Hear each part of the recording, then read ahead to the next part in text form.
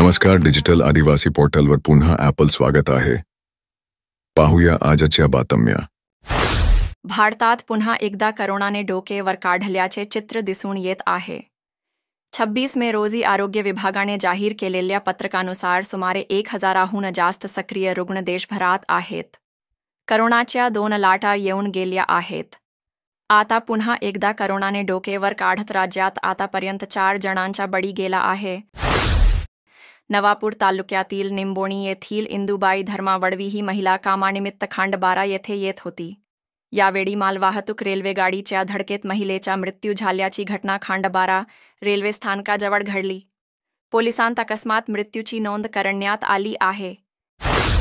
Gym करण्यासाठी जातो असे सांगून गेलेला तरुण बेपत्ता झाल्याची घटना नंदुरबार येथे घडली. या प्रकरणी नंदुरबार शहर पोलीस ठाण्यात हरविल्याची नोंद करण्यात आली आहे.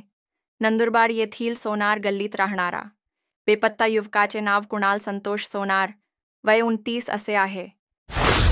मिनी टेम्पोमध्ये जनावरे कोंबून वाहतूक केली जात होती.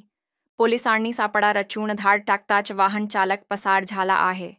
यावेळी वाहनातून 6 जनावरांची सुटका करण्यात आली आहे.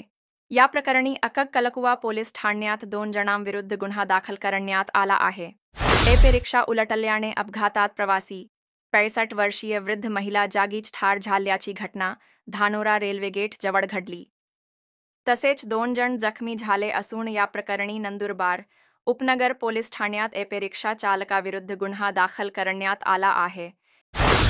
शेतीच्या बांध कोरल्याच्या कारणातून कुऱ्हाडीने मारहाण करीत एकाला जखमी केल्याची घटना बंधारपाडा येथे घडली.